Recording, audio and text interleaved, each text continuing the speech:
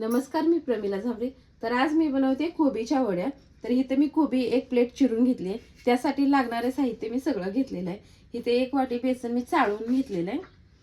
हळद घेतली, 1 चमचा ओवा, लसूण आणि हिरवी मिरची बारीक करून घेतली आहे. 1 चमचाभर तीळ घेतले, धने पावडर आणि कोथिंबीर इथं बारीक चिरून घेतलेली. तर ही कोबी चिरून धुवून घेतलेली आहे. इथं मोठे पाटीत काय घेतले तर यात आपल्याला तिंबायला येते. मी मोठं भांडं घेतलेलं आहे. तर ही सगळी कोबी मी ह्यात टाकून घेतली. यात 1 अर्धा चमचा हळद टाकून घेतली. ओवा नीट करून चोळून घेतलेलं आहे. मिरची तुम्ही तुमच्या आवडीनुसार घाला, किती तिखट खाता ते.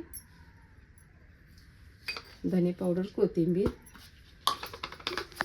आता आपण वापरणार आहे मी चवीनुसार मीठ. आता हे सगळं छान असं थोडंसं पाणी ओतून मिक्स करून घेते. पाणी जास्त लागत नाही का, तर कोबी पण धुतलेली असते.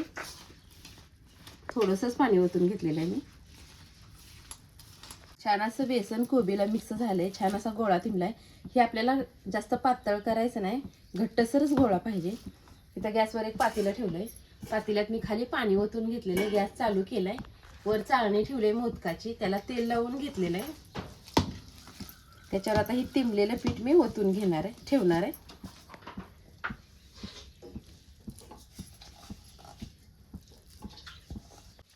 तर ह्याला मी असं थापटून घेते, थोडंसं पसरवून घेते पीठ टाकलेलं.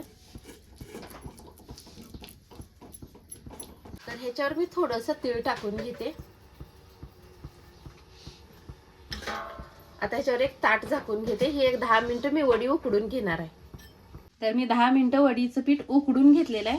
आणि उकडून घेतल्यानंतर पण थंड होण्यासाठी मी असंच ठेवलेलं आहे. तर आता छान असं गार झालेलं आहे. मी आता ह्याच्या वड्या कट करून घेते.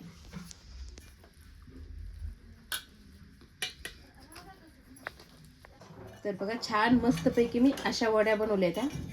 आणि कुठंही तुटत नाही, काय नाही, एकदम चांगली अशी वडी तयार झालेली आहे.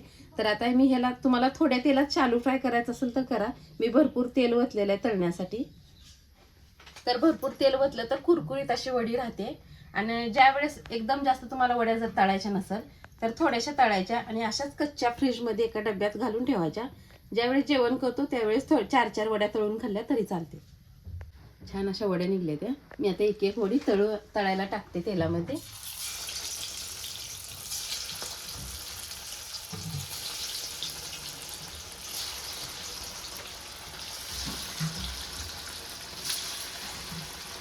जेवढ्या तेलात बसतील तेवढ्या वड्या आपल्याला टाकून घ्यायच्या त्या.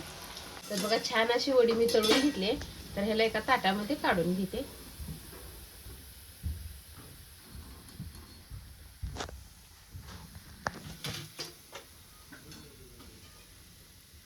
तर बघा, अशा प्रकारे मी सगळ्या वड्या तळून घेतल्या त्या.